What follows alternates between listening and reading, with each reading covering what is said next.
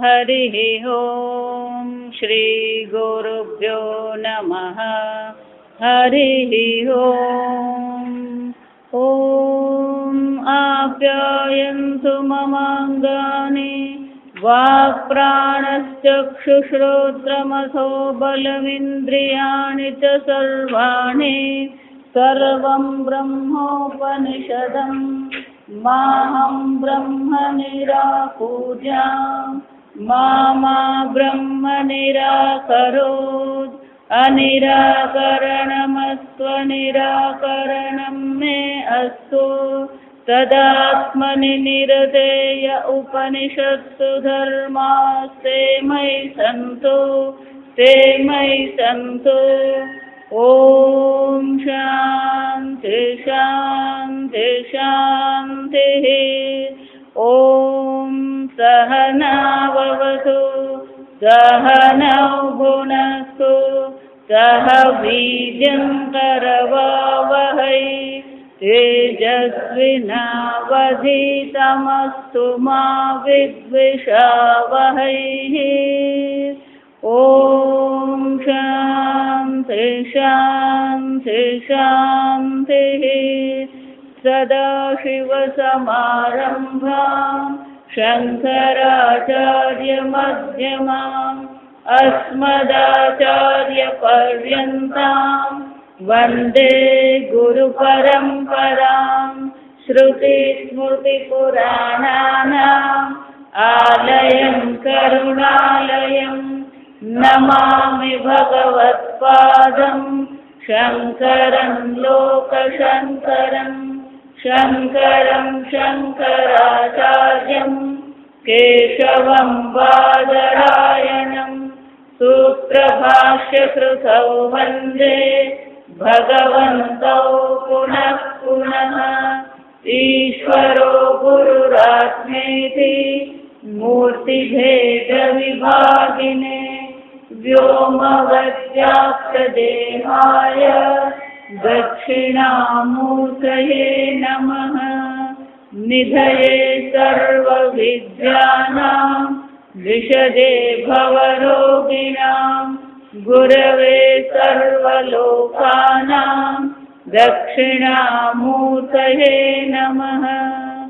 ॐ नमः प्रणवार्थाय शुद्धज्ञानैकमूर्तये निर्मलाय प्रशान्ताय दक्षिणामूर्तये नमः। आत्मदृष्टि अनुरूप अध्यारोपाच्च यथा घनादि विप्रकीर्णे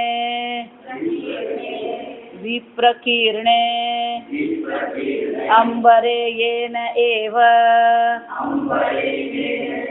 सवितृप्रकाशः न दृश्यते स आत्मदृष्टि अनुरूपम् एव अध्यस्यति। सविता इदानीम् इह न प्रकाशयति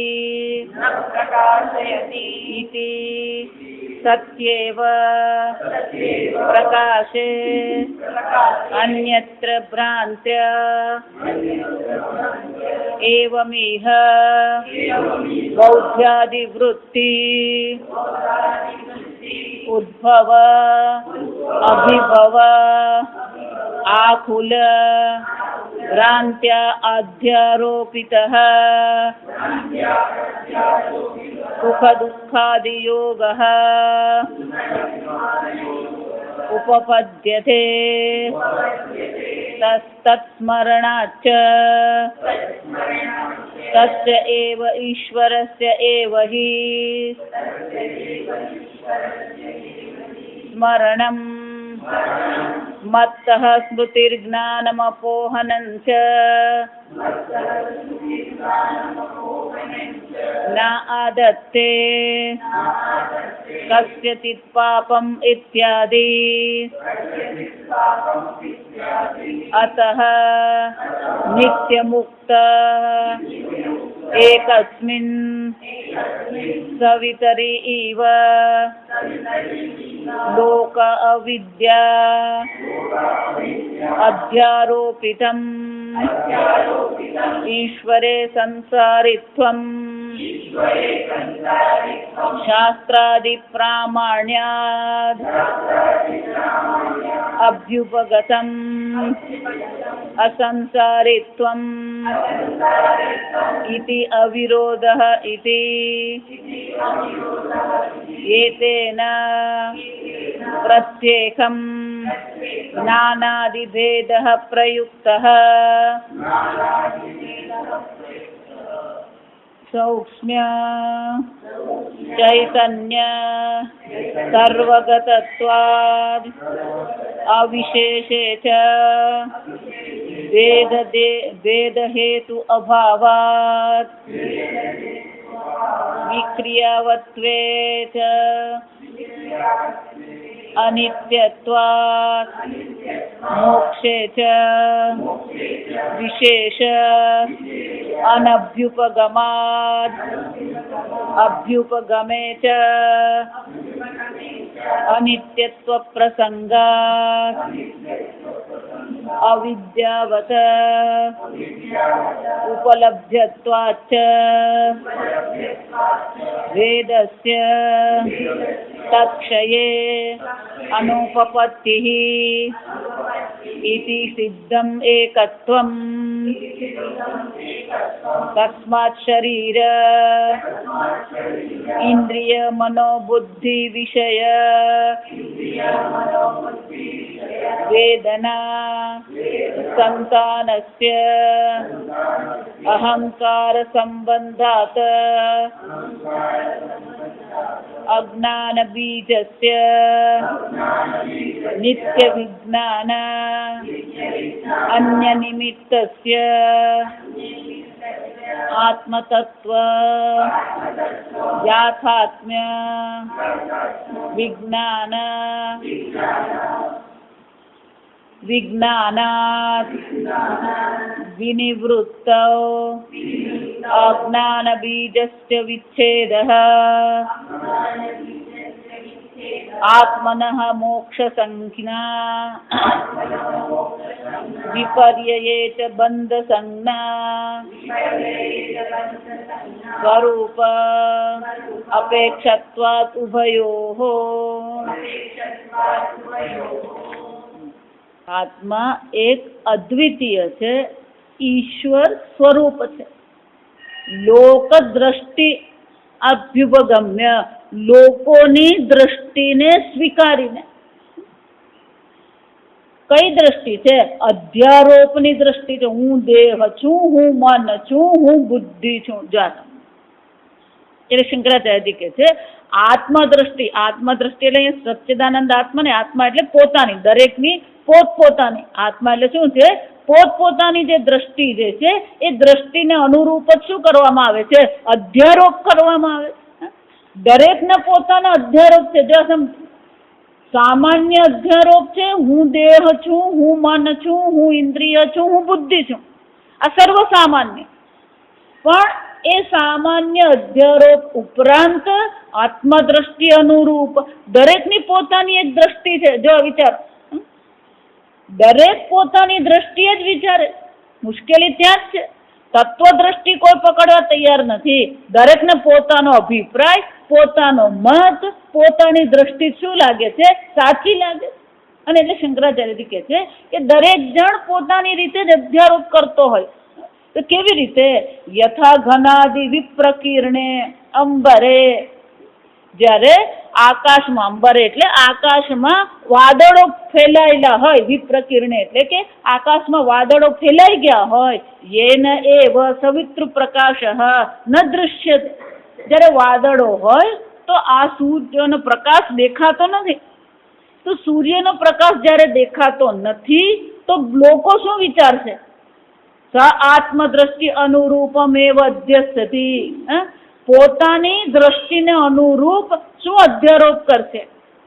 સવિતા ઇદાનીમ ઇહ ન પ્રકાશયતિ, અહીંયા અત્યારે, ઇહ એટલે અત્યારે, ઇદાનીમ એટલે અત્યારે, ઇહ અહીંયા, અત્યારે અહીંયા સૂર્યનો પ્રકાશ નથી.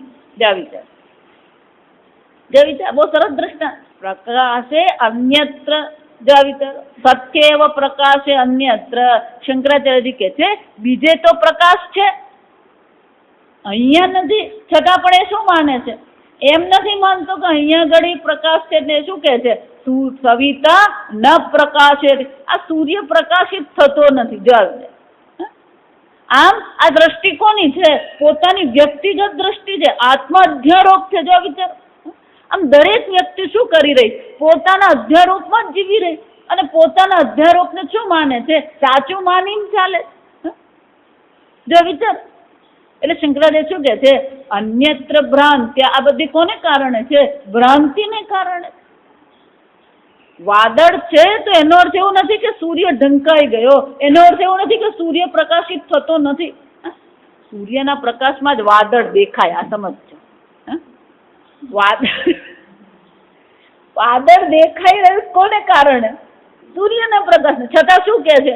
અહીંયા અત્યારે સૂર્ય પ્રકાશિત થતો નથી. અમારે તો 3 દિવસથી સૂર્યનો પ્રકાશ જ નથી. જો સમજ, વિચાર, સૂર્યનો પ્રકાશ નથી છે.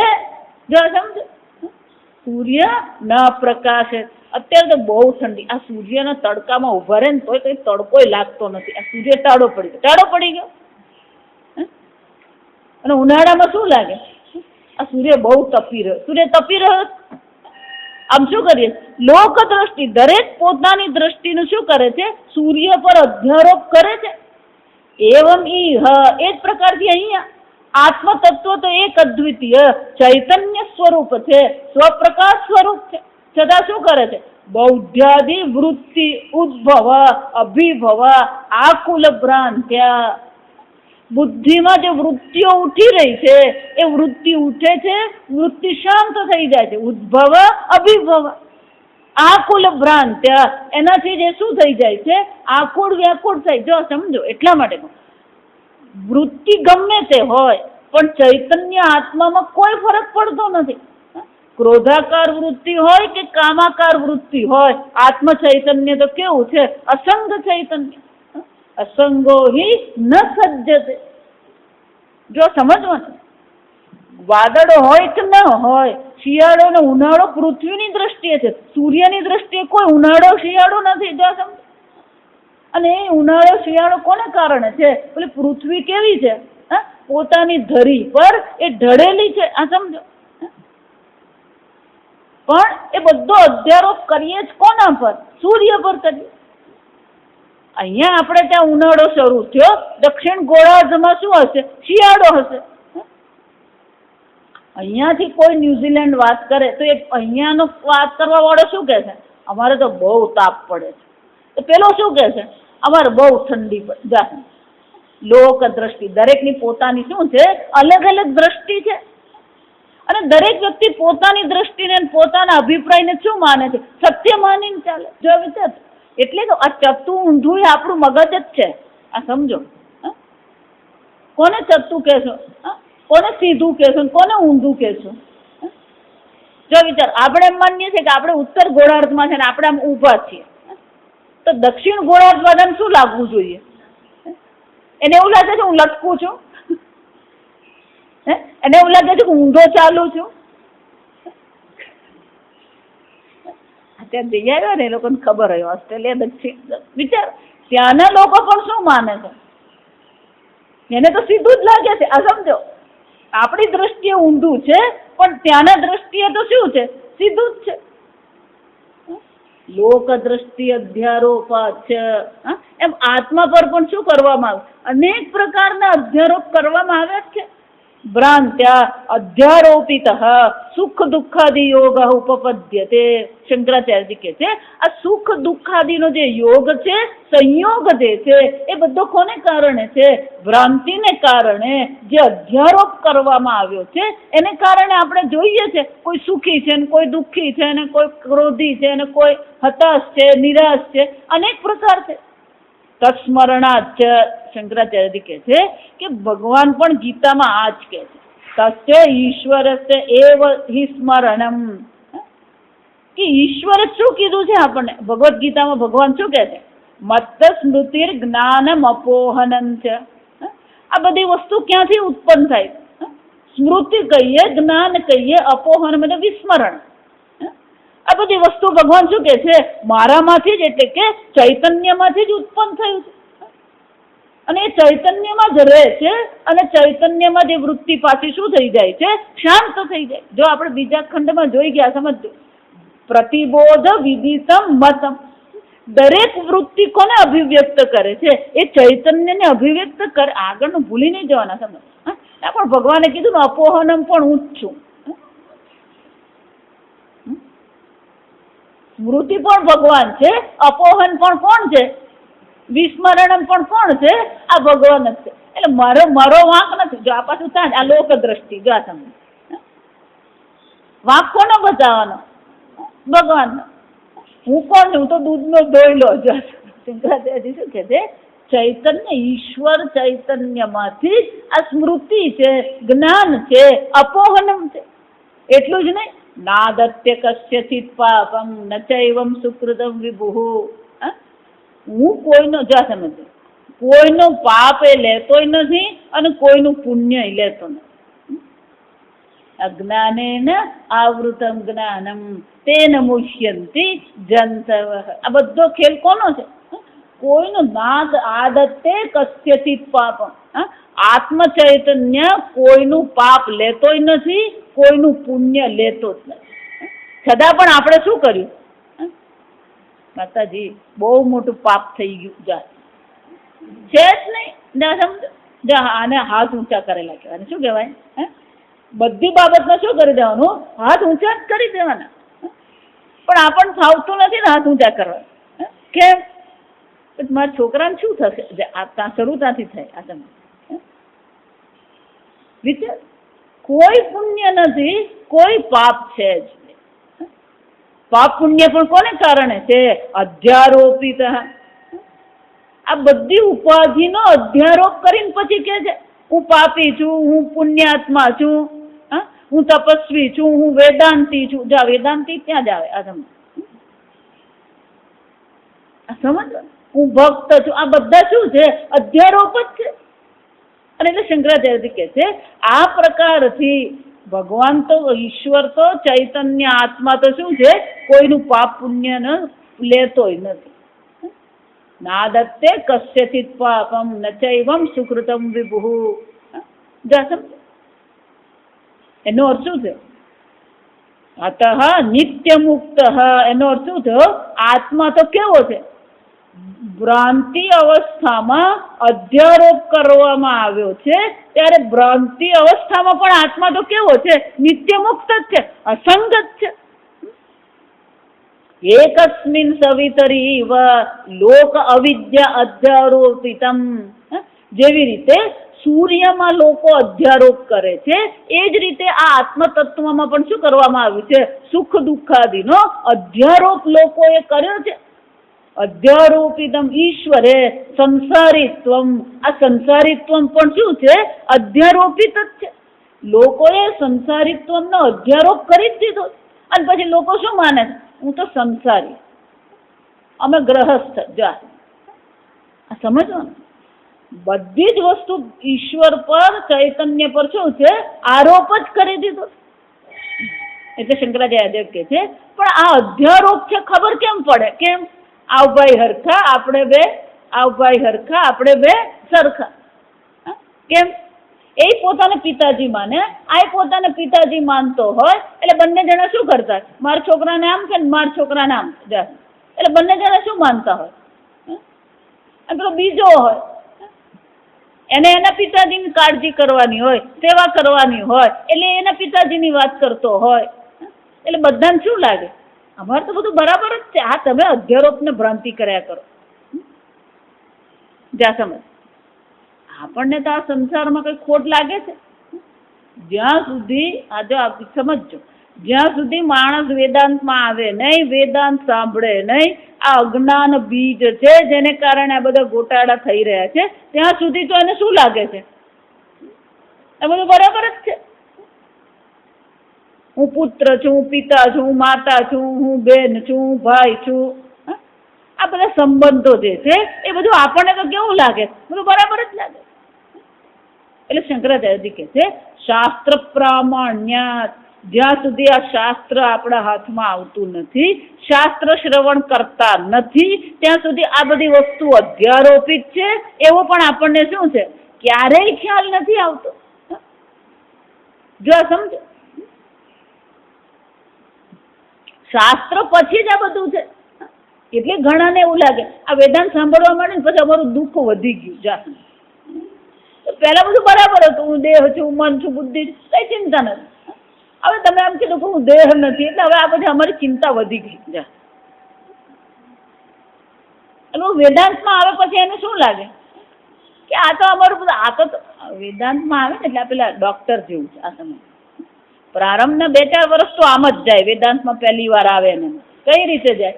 એ પેલો ડોક્ટર પાસે જાય, પેલું ગુમડું થયું હોય, દુખ્યા કરતું હોય, ઉપરથી એકદમ લાલ લાલ થઈ ગયું હોય અને કોઈને પકડવા દેતો નહીં હોય.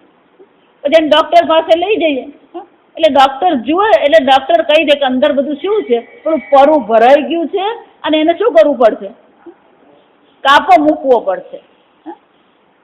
જાવ એટલે પેલો ડોક્ટર કાપો મૂકે પેલો જે ચીસાચીસ કરે ને અને પછી દબાવીને શું કરે ડોક્ટર? જાવ આ વેદાંતી ગુરુ આ જ કરવાનું છે. આ સમજ એટલે પેલો ચીસાચીસ જ કરતો હોય. મારા છોકરાને શું થશે, તારું શું થશે એ પહેલા વિચાર.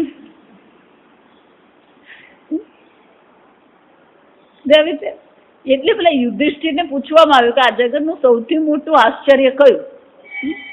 તો યુધિષ્ઠિરે શું કીધું? દિને દિને સ્મશાને ગચ્છન્તિ. રોજ પેલો એકને સ્મશાનમાં વળાવી આવતો, પણ કોઈ દિવસ એવું વિચારે કે આ શરીરને પણ શું કરવાનું છે? આ શરીરે ચિતા પર જવાનું જ છે. તું સ્મશાનમાં બધાને વળાવી આવે છે, એક દિવસ બધાએ તને શું કરવાનું છે? વિચાર, આ શરીર પણ એક દિવસ ચિતા પર જવાનું જ છે. ધીમે ધીમે સ્મશાને ગચ્છન્તિ. અને છતાં પણ પેલો શું છે આરામથી ફાફડા ખાતો હોય.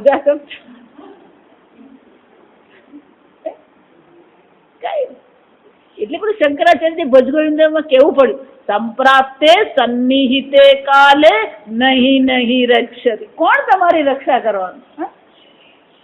મૃત્યુ સામે આવીને ઊભું રહે ને, મૃત્યુ ને એના પેલા વ્યાધિ સામે આવીને ઊભી રહે, મૃત્યુ સામે આવીને ઊભી રહે.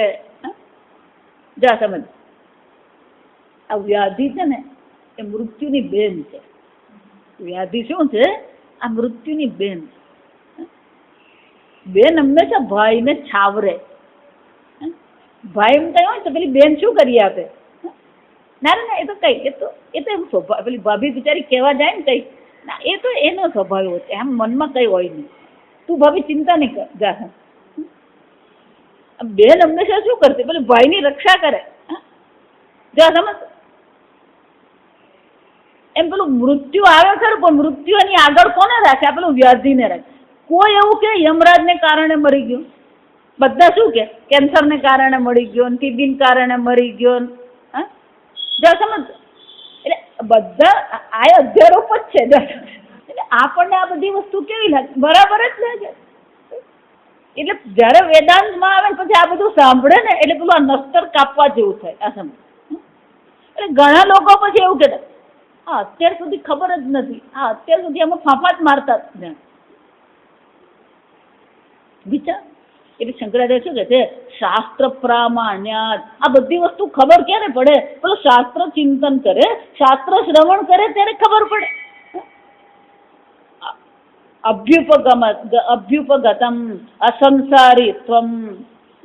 આમ અસંસારીત્વમ તો આપણને ક્યારે ખબર પડે છે? પેલું શાસ્ત્ર પ્રમાણથી જ ખબર પડે. ત્યાં સુધી તો આપણને શું લાગે? આ સંસારીત્વમ પણ આપણને તો બરાબર જ લાગે. હું પરણેમ તુંય પરણ. જો આ જગત છે, સમજ. એક જ વાક્યમાં કેવું હોય તો સંસાર શું છે? હું પરણ્યો, હવે શું છે? તુંય પરણ. જા, એ તો સુખી છે જ નહીં. જા, સમજ. છતાં એ શું ઈચ્છે છે? મારા છોકરાને હું લગ્ન કરું. જા, સમજ. અને છોકરો પણ જયારે એમ કે મમ્મી આ માનતી નથી, એ તો દીકરા એવું જ હોય.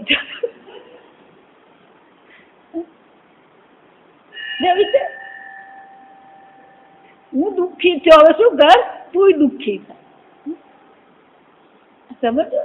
એ શંકરાચાર્યજી કે છે જ્યાં સુધી પેલું શાસ્ત્ર પ્રમાણ આવે નહીં, શાસ્ત્ર પ્રમાણ હોય નહીં, ગુરુ મળે નહીં, ત્યાં સુધી આ બધી વસ્તુ શું ચાલે? સામાન્ય જ ચાલે. શાસ્ત્ર પ્રમાણથી, ગુરુ શ્રવણથી જ ખબર પડે અસંસારીત્વમ ઇતિ અવિરોધ. ખબર પડે આ અસંસારીત્વમ એ સ્વરૂપ છે. સંસારીત્વમ શું છે? અધ્યારોપિત છે. એ ખબર પડતી જ નથી. એતેન પ્રત્યેકમ જ્ઞાનાદિભેદ પ્રયુક્ત. શંકરાચાર્યજી કહે છે પ્રત્યેકમ, પ્રત્યેકમ એટલે કે દરેક જણના પોતાનો શું છે? જ્ઞાનાદિભેદ. જ્ઞાનાદિભેદ એટલે આગળ કહી ગયા, યાદ રાખવાનું. જ્ઞાન છે, શક્તિ છે, નામ છે, રૂપ છે, આ બધી વસ્તુનો શું છે? ભેદ છે. પ્રત્યેક દરેક જીવના પોતાનું જ્ઞાન છે, પોતાની શક્તિ છે, આ બધો ભેદ છે. પ્રત્યેકમ જ્ઞાનાદિભેદ પ્રયુક્ત. આમ દરેકને જીવ ઉપાધિની દ્રષ્ટિએ, દેહાદિ ઉપાધિની દ્રષ્ટિએ અનેક પ્રકારના ભેદ જોવા મળે જ છે. પણ એ ભેદ સત્ય છે? અધ્યારોપિતમ. આ બધા ભેદ કેવા છે? અધ્યારોપિત છે. અને જો અધ્યારોપિત છે તો પછી ભેદ સત્ય નથી, તો પછી સત્ય શું થવાનું? એકમ અદ્વિતીયમ બ્રહ્મ જ સત્ય છે. બાકીની બધી વસ્તુ કેવી છે? મિથ્યા છે. જો સમજો, સૌક્ષ્મ્ય ચૈતન્ય સર્વગતત્વાદિ અવિશેષે ચ ભેદ હેતુ અભાવ. જા સમજો. એતેન પ્રત્યેકમ. જા સમજો. આ બીજો વિષય. પહેલો જીવ અને ઈશ્વરના ઐક્યની ચર્ચા કરી કે જીવ અને ઈશ્વર કેવા છે? એક જ છે. ઈશ્વરમાં પણ કોઈ સંસારિત્વ નથી, જીવમાં પણ કોઈ સંસારિત્વ છે જ નહીં. જા સમજવા. એ જ રીતે હું જીવ છું, આ બીજો જીવ છે, આ ત્રીજો જીવ છે. આમ જીવ જીવનો પણ ભેદ છે ખરો? નહીં. સર્વભૂતસ્થમાત્મા. સર્વભૂતોમાં એક અદ્વિતીય આત્મા છે. જીવ જીવનો પણ ભેદ નથી. પ્રત્યેકમ જ્ઞાનાદિભેદ પ્રયુક્ત. આ જીવ જીવમાં પણ જે ભેદ દેખાઈ રહ્યો છે એ ભેદ કોને કારણે છે? દરેકના પોતાના જ્ઞાનાદિ ભેદ છે, એને કારણે દેખાઈ રહ્યો. છેવટે તો શું છે? સૌક્ષ્મ્ય ચૈતન્ય સર્વગતત્વાદિ અવિશેષે છે ભેદ હેતુ અભાવ. આ ભેદનો હેતુ પણ શું છે? છે જ નહીં. કેમ? કારણ કે જે ભેદ દેખાઈ રહ્યો છે એ તો ઉપાધિને કારણે. જો એટલે હું કહું, કોઈકની ઉપાધિ થોડીક વધારે સારી હોય અને કોઈકની ઉપાધિ થોડીક આમ તેમ હોય. આ ઉપાધિ ભેદને કારણે કોઈ મહાન થતું નથી અને કોઈ નાનું બની જતું નથી. જો કોઈની પાસે 5 પૈસા વધારે હોય, કોઈની પાસે 5 પૈસા ઓછા હોય, પણ છેવટે ઉપાધિ તો શું છે? ઉપાધિ જ છે. આ જેટલા પણ ઝઘડા થઈ રહ્યા છે કોને કારણે? જીવ જીવમાં જે ઝઘડા થઈ રહ્યા છે કોને કારણે થઈ રહ્યા છે? ઉપાધિને કારણે. આ મહાત્મામાં એ જ ચાલતું હોય. આ સમજો. આપણને એમ લાગે હા મહાત્મા એક અદ્વિતીય વાત કરે, એ અંદરથી બધું દ્વૈત જ ચાલતું હોય. આ સમજો. એ મારું તારું ત્યાંય ચાલતું જ હોય. ભારત બધા એક અદ્વિતીય વાત કરતા હોય. જો સમજો, એનો અર્થ શું થાય? કોઈ મહાન પણ નથી, કોઈ અલ્પ પણ નથી.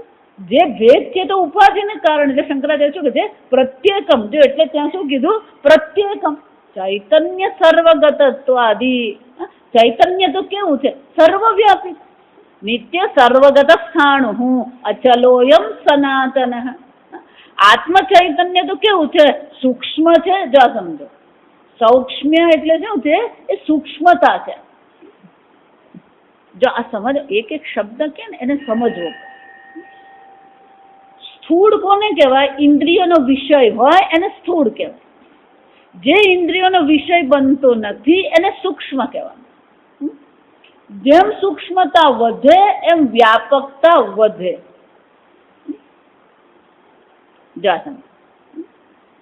અને સૂક્ષ્મતા વધતી જાય એમ જે સ્થૂળ છે એ સૂક્ષ્મમાં વિભાગ કરી શકે? સ્થૂળ સૂક્ષ્મમાં વિભાગ કરી શકે? ઘડો અને આકાશ, જો આ દ્રષ્ટાંત જો એટલે ખબર પડે. ઘડો માટી છે, માટીનું કારણ જળ છે, જળનું કારણ અગ્નિ છે, અગ્નિનું કારણ વાયુ છે, અને વાયુનું કારણ કોણ છે? આકાશ છે. તો પૃથ્વી કરતા સૂક્ષ્મ જળ છે, જળથી સૂક્ષ્મ અગ્નિ છે, અગ્નિથી સૂક્ષ્મ વાયુ છે, અને વાયુથી સૂક્ષ્મ શું છે? આકાશ છે. તો માટી જે ઘડો જે છે એ સ્થૂળ છે, આકાશ કેવું છે? સૂક્ષ્મ છે. તો ઘડો આકાશમાં ભેદ ઉત્પન્ન કરી શકે? આ ઘટાકાશ, આ મહાકાશ થઈ શકે? આ મઠાકાશ કહેવાય. ઓરડામાં જે આકાશ છે એ શું કહેવાય? મઠાકાશ છે. બહાર મહાકાશ છે. તો આ દિવાલ જે છે એ આકાશમાં ભેદ ઉત્પન્ન કરી શકે? દિવાલની અંદર પણ શું છે? આકાશ છે. જો સમજો, પણ આકાશનું પણ જે કારણ ચૈતન્ય છે. જો આકાશમાં કોઈ ભેદ થઈ શકતો નથી તો પછી આકાશનું પણ જે કારણ છે, તસ્માદ્વા એતસ્માદ આત્મનઃ આકાશઃ સંભૂતઃ. એ ચૈતન્ય આત્મા જે સત્યમ જ્ઞાનમ અનંતમ બ્રહ્મ છે, જે આત્મા છે એમાંથી આકાશ ઉત્પન્ન થયું. તો એ આકાશ પંચમહાભૂત, આ પંચમહાભૂતમાંથી બનેલા આ શરીર એ ચૈતન્યમાં ભેદ કરી શકે? કેમ? સૌક્ષ્મ્યાત, એ સૂક્ષ્મ હોવાથી કોઈ પણ પ્રકારનો ભેદ શક્ય જ નથી. ચૈતન્ય સર્વગતત્વાદ, એટલું જ નહીં, એ ચૈતન્ય કેવું છે? સર્વગતત્વાદી, સર્વવ્યાપી છે. જો એ સર્વવ્યાપી છે તો કોઈ ભેદ શક્ય છે જ નહીં. અને એટલે શંકરાચાર્યજી કહે છે અવિશેષે. અવિશેષ એટલે શું છે? દરેક શરીરમાં જે ચૈતન્ય અભિવ્યક્ત થાય છે વૃત્તિની વિશેષતા છે, પણ ચૈતન્ય તો કેવું છે? અવિશેષ છે. પ્રતિબોધ વિદિતમ મતમ. દરેક વૃત્તિમાં ચૈતન્ય શું થઈ રહ્યું છે? અભિવ્યક્ત થાય છે. તો ચૈતન્યની વિશેષતા છે. ચૈતન્ય તો કેવું છે? અવિશેષ. ભેદ હેતુ અભાવાત, શંકરાચાર્યજી કહે છે. અને એટલા માટે ભેદ હેતુ એટલે કે ભેદનું કોઈ કારણ છે જ નહીં. જે ભેદ છે તો ઉપાધિને કારણે, ભેદનો હેતુ છે જ નહીં. ચૈતન્યની દ્રષ્ટિએ વિચારીએ, સર્વગતત્વની દ્રષ્ટિએ વિચારીએ, સૂક્ષ્મતાની દ્રષ્ટિએ વિચારીએ તો ભેદ બુદ્ધિની કોઈ શક્યતા છે જ નહીં. જીવ અને ઈશ્વરનો ભેદ નથી એમ નહીં, જીવ જીવનો પણ શું છે? કોઈ પ્રકારે ભેદ શક્ય છે જ નહીં. એટલું જ નહીં, વિક્રિયાવત્વ છે અનિત્યત્વાદ. આ જેટલા પણ ભેદ દેખાય છે એ ઉપાધિને કારણે ભેદ દેખાય છે. અને ઉપાધિ તો કેવી છે? વિક્રિયવત્વે. એ કેવી છે? વિકારવાળી છે. દેહિનોસ્મિન યથા દેહે કૌમારમ યૌવનમ જરા. આ દેહ કેવો છે? વિકારી છે. અને વિકારી છે તો પછી શું થવાનું? અનિત્યત્વ. એ કેવું છે? અનિત્ય છે. અને ચૈતન્ય આત્મા તો કેવો છે? નિર્વિકારી. અવિકાર્યો યમુચ્ય છે. આત્મા તો કેવો છે? અવિકારી છે. અને આત્મા કેવો છે? નિત્ય સર્વગત સ્થાન હું. આત્મા નિત્ય છે, નિર્વિકારી છે. અને આ ઉપાધિ કેવી છે? વિકારી, અનિત્ય છે. તો જે વિકારી છે, અનિત્ય છે, એ નિત્ય નિર્વિકારીમાં કોઈ ભેદ ઉત્પન્ન કરી શકે નહીં. અને એટલા માટે શંકરાચાર્યજી કહે છે વિશેષ અનભ્યુપગમાત. આ પ્રકારથી જે પણ કોઈ વિશેષતા જે છે એ બધી વિશેષતાને આપણે શું છે અનઅભ્યુપગમાત, એને આપણે સ્વીકારવાની જરૂર છે જ નહીં. પેલી ઉપાધિની ભેદ બુદ્ધિ છે ખરી, પણ તત્વની દ્રષ્ટિએ ભેદ બુદ્ધિ આપણે સ્વીકારી શકીએ? જો એટલે ભગવાન વારંવાર કહે છે વયમ અતઃ પરમ. આપણે બધા કોણ છીએ? પરમ છે. દેશ કાળ વસ્તુ અપરિચ્છિન્ન તત્વ છે. ઉપાધિની દ્રષ્ટિએ અમે એમ કહી શકીએ ઉપાધિની દ્રષ્ટિએ અનેકતા છે, પણ આત્મતત્વની દ્રષ્ટિએ તો શું કહેવું પડે? એક અદ્વિતીય છે. અને જે શંકરાચાર્યજી કહે છે કોઈ પણ પ્રકારે વિશેષતા આપણે સ્વીકારી શકીએ એમ છે જ નહીં. જીવ ઈશ્વરની ચર્ચામાં સંસારિત્વ લીધું. જો આ સમજો, અહીંયા શું કહે છે? જીવ અને જીવને જયારે ભેદ છે એ બધો ભેદ કોને કારણે છે?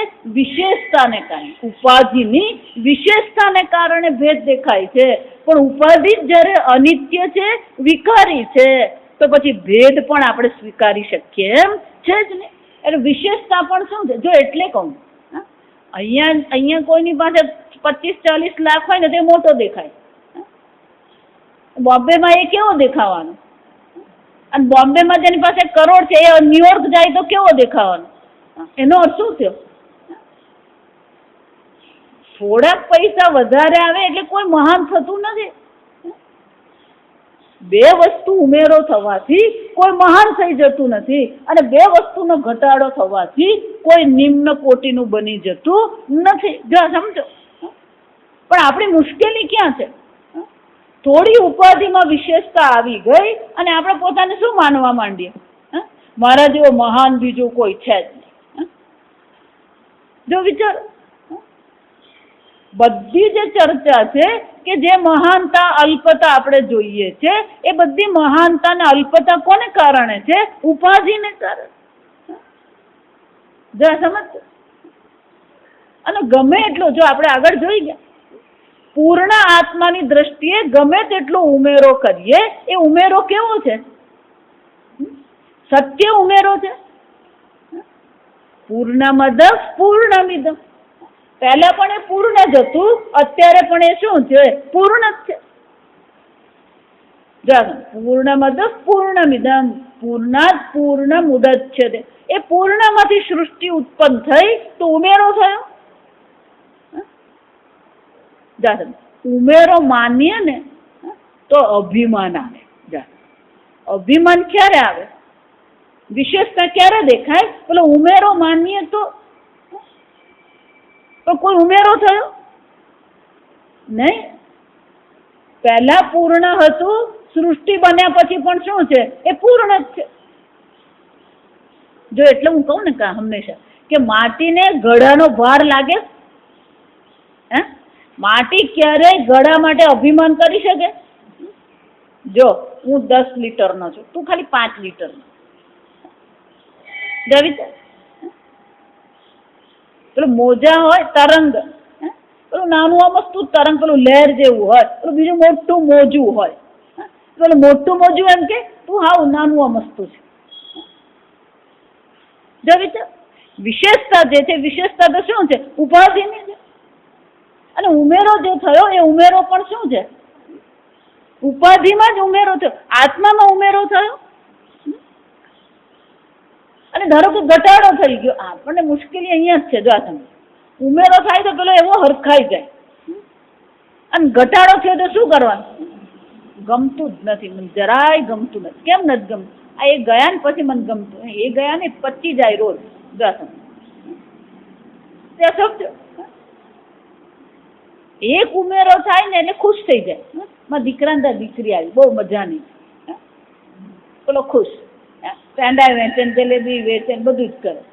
અને પછી દીકરા દીકરી બોલે 1 વર્ષની થાય એટલે બર્થડે પાર્ટી રાખે. આ બધું જા ઉમેરો. 1 વર્ષની થયો શું થયો? ઉમેરો. જા સમજજો, ખરેખર ઉમેરો નથી થયો, ઘટાડો થયો. એના જીવનનું 1 વર્ષ શું થઈ ગયું? પેલો 50 વર્ષનો થયો, એનો અર્થ શું થયો? 50 વર્ષ શું થઈ ગયા? ગયા. આપણે શું માનીએ? અને 50માં કઈ ઉકાળ્યું નથી. જો આપણે દેશી ભાષામાં શું કહેવાય? એને શું ઉકાળ્યું? હવે શું કરવાનું?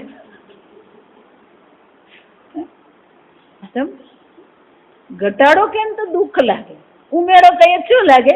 સુખ લાગે. શંકરાચાર્યજી કહે છે ઘટાડો કહીએ કે ઉમેરો કહીએ, આ બધી વસ્તુ જે વિશેષતા છે, જો સમજો એટલે કહું, ઉપાધિમાં બે વિશેષતા આવે કે ઉપાધિની બે વિશેષતા ઓછી થાય, કોઈ પ્રકારે આપણે કોઈ ખુશ થવાની જરૂર નથી, દુઃખી થવાની જરૂર નથી. જો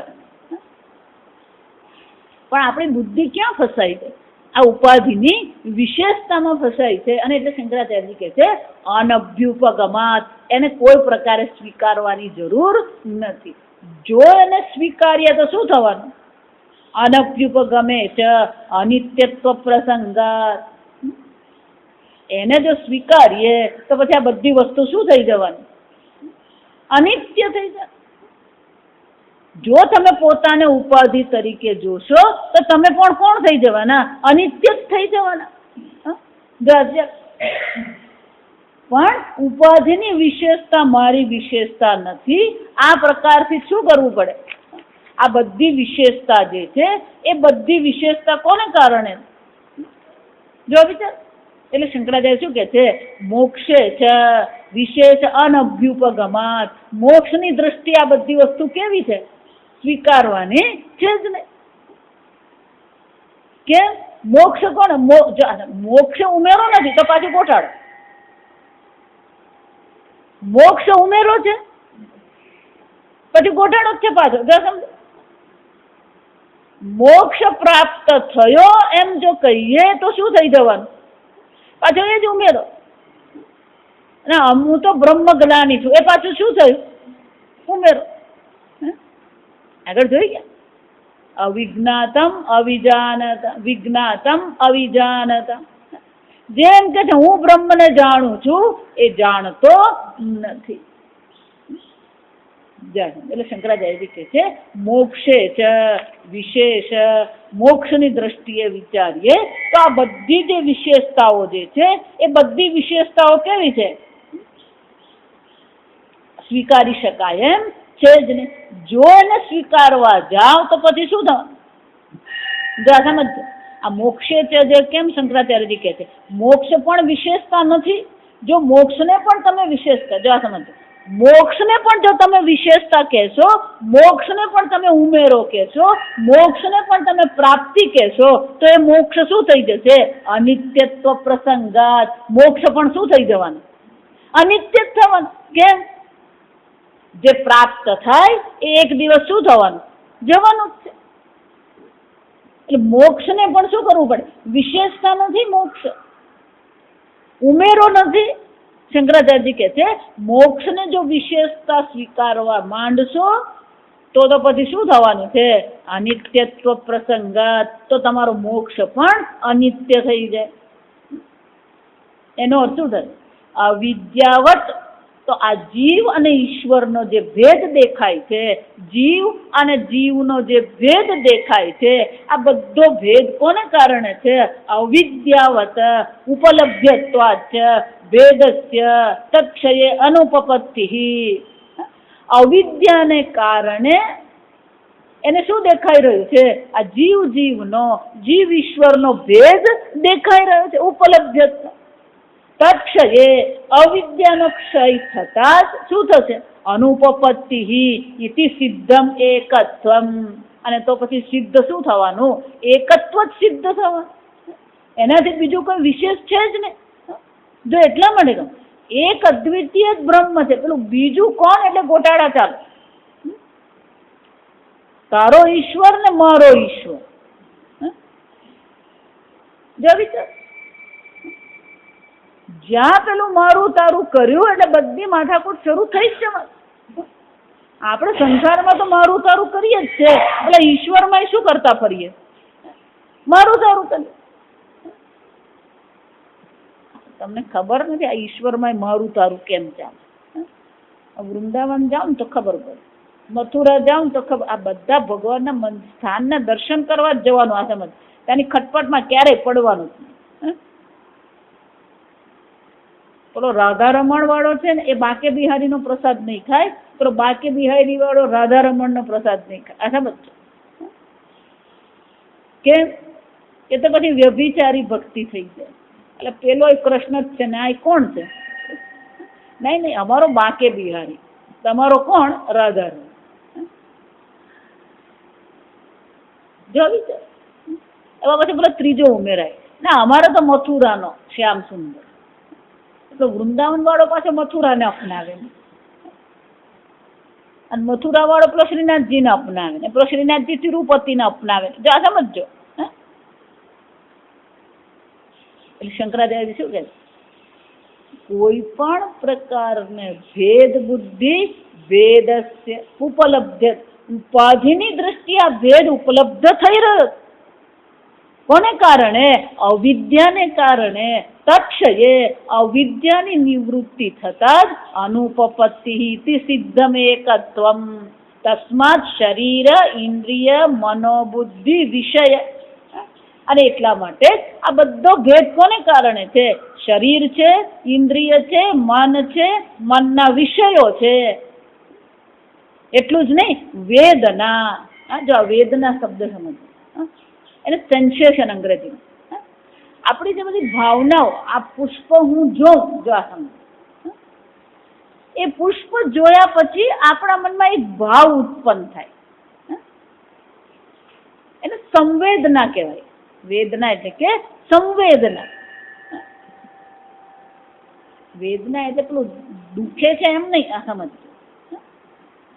એ વિષય બુદ્ધિ દ્વારા, મન દ્વારા જયારે વિષય ગ્રહણ કરવામાં આવે ત્યારે બુદ્ધિમાં જે જ્ઞાન થાય છે એને સંવેદના કહેવામાં આવે. મનોબુદ્ધિ વિષય સંવેદના સંતાનસ્ય. એ પણ પાછું કેવું છે? સંતાન એટલે પ્રવાહ. આમ મન બુદ્ધિ ઇન્દ્રિયમાં અનેક પ્રકારનું શું થઈ રહ્યું છે? આ સંવેદનાનો સંતાન એટલે કે પ્રવાહ ચાલી રહ્યો છે. અહંકાર સંબંધાત. હવે એની સાથે પછી શું કરી દે છે? મારો વિચાર શ્રેષ્ઠ, મેં આવું વિચાર્યું છે, મેં આવું આયોજન કર્યું છે. એ બધામાં શું કરવા માંડીએ છે? અહંકાર કરી દે. અજ્ઞાન બીજસ્ય. કોને કારણે છે? એનું બીજ કોણ છે? એ અહંકારનું બીજ કોણ છે? આ અજ્ઞાન છે. નિત્ય વિજ્ઞાન અન્ય નિમિત્તસ્ય આત્મતત્વ યાથાત્મ વિજ્ઞાનાત વિનિવૃત્ત. આત્મતત્વના યાથાત્મ વિજ્ઞાનાત એટલે કે આત્મતત્વનું જે સ્વરૂપ છે, જેવું સ્વરૂપ છે. આથાત્મ એટલે શું છે? જેવું સ્વરૂપ છે એવું સ્વરૂપ જ્યારે આપણે જાણી લઈએ છે ત્યારે શું થશે? વિનિવૃત્ત અજ્ઞાન બીજસ્ય વિચ્છેદ. આ અજ્ઞાન બીજનો પણ શું થઈ જશે? વિચ્છેદ થઈ જશે. આત્મના મોક્ષ સંજ્ઞા. કે તમે એમ કીધું કે મોક્ષ છે, નિત્ય મુક્ત છે. મોક્ષ નામની કોઈ વસ્તુ નથી. અને જો તમે મોક્ષને સ્વીકારશો તો પછી મોક્ષ મળ્યો એમ કહેશો તો મોક્ષ શું બની જવાનો? અનિત્ય થઈ જાય. તો પછી આ મોક્ષ અને બંધન શબ્દ તમે વાપરો છો જ શું કામ? એટલે શંકરાચાર્યજી કહે છે મોક્ષ કોને કહેવાય? અવિદ્યા જેની છે અને અવિદ્યાને કારણે ઉપાધિમાં જે અહમ બુદ્ધિ કરીને બેઠો છે એને માટે એને જ્યારે અજ્ઞાનની નિવૃત્તિ થઈ જાય છે, આત્મના મોક્ષ સંજ્ઞા, ત્યારે આત્મા માટે શું કહેવામાં આવે? આ તો મુક્ત આત્મા છે. વિપર્યયે બંધ સંજ્ઞા, જે હજી આ અધ્યારોપમાં જ અહમ બુદ્ધિ કરીને બેઠો છે એને માટે શું કહેવામાં આવે? હજી તો એ બંધનમાં જ પડેલો છે. સ્વરૂપ અપેક્ષત્વાદ ઉભયોહો. અને એટલે બંધન અને મોક્ષ પણ કોની દ્રષ્ટિએ છે? સ્વરૂપની દ્રષ્ટિએ છે. એક સ્વરૂપને જાણે છે, બીજો સ્વરૂપને જાણતો નથી. એનો અર્થ શું થાય? આ સંપૂર્ણ જગતમાં જે મહત્વનું છે કયું છે? અવિદ્યાનો વિચ્છેદ કરવો એ મહત્વનો છે. જ્યાં સુધી અવિદ્યાનો વિચ્છેદ થતો નથી ત્યાં સુધી આ સંસાર અને બંધન પણ શું રહેવાનું? ચાલુ જ રહેશે. જો આ સમજો, આપણને કોઈ એવો હરખ નથી કે આપણે અવિદ્યાને પુરવાર કરીએ. પણ પ્રશ્ન ક્યાં છે? સમસ્યા અવિદ્યા છે. અને જ્યાં સુધી અવિદ્યાનો વિચ્છેદ થશે નહીં ત્યાં સુધી હું મુક્ત છું, એ સમજ પણ એને આવતી નથી. અને એટલે શંકરાચાર્યજી કહે છે આમ કોઈ પણ પ્રકારનો ભેદ આપણે સ્વીકારતા નથી. જીવ ઈશ્વરનો પણ ભેદ નથી, જીવ જીવનો પણ ભેદ નથી. એક અદ્વિતીય સૂક્ષ્મ ચૈતન્ય માત્ર છે જે તમે છો. એને જો તમે યાથાત્મ વિજ્ઞાન, એને જો યોગ્ય સ્વરૂપે તમે જાણી લીધું તો એને મોક્ષ કહેવામાં આવે છે. જે જાણતો નથી એને માટે કઈ સંજ્ઞા વાપરવામાં આવે છે? હજી એ બંધનમાં. એટલે શંકરાચાર્યજી કહે છે સ્વરૂપ અપેક્ષત્વાત. આ બધી આ બંધ સંજ્ઞા અને મોક્ષ સંજ્ઞા કોને કારણે છે?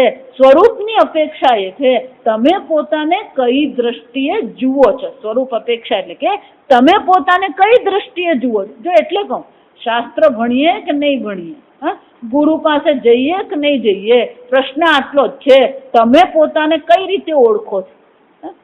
તમારી પોતાની ઓળખાણ કઈ છે? હું તો મગનલાલ શંકરલાલ પટેલ જા શંકરાચાર્ય કહે છે સ્વરૂપ. તમારી ઓળખાણ, તમારું સ્વરૂપ શું છે? તમે પોતાને કઈ રીતે ઓળખો છો? જો તમે તમને ઉપાધિની દ્રષ્ટિએ તમારી ઓળખ છે, બીજાની પાસે નહીં, તમારી પાસે. આજે માતાજી અમસ્તા સફેદ થયા નથી, એનો અર્થ શું થાય? હજી પોતાને કઈ દ્રષ્ટિએ ઓળખાવે? ઉપાધિની દ્રષ્ટિએ. આમ આપણી બધી ઓળખ કઈ છે? ઉપાધિની છે. અને જ્યાં સુધી ઉપાધિથી આપણે પોતાના સ્વરૂપને ઓળખાવીએ છીએ ત્યાં સુધી આ બંધન અવશ્ય રહેવાનું. એટલે શંકરાચાર્યજી કહે છે આ બંધન અને મોક્ષ પણ આપણે સ્વીકારીએ છીએ, કારણ કે જ્યાં સુધી અવિદ્યા છે ત્યાં સુધી બંધન પણ છે.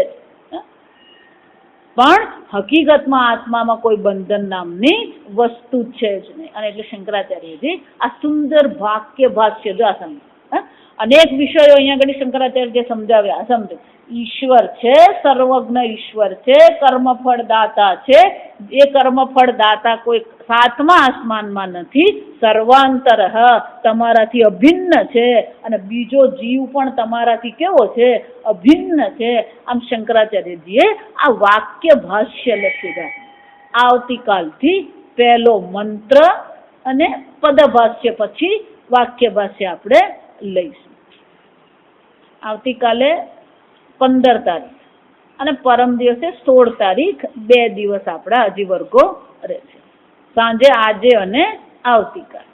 ઓમ અસતો મા સદ્ગમય તમસો મા જ્યોતિર્ગમય મૃત્યોર્મા અમૃતંગમય. ઓમ પૂર્ણમદ પૂર્ણમિદં પૂર્ણાત પૂર્ણમુદચ્યતે પૂર્ણસ્ય પૂર્ણમાદાય પૂર્ણમેવાવશિષ્યતે. ઓમ શાંતિ શાંતિ શાંતિ. હરિ ઓમ શ્રી ગુરુભ્યો નમઃ. હરિ ઓમ.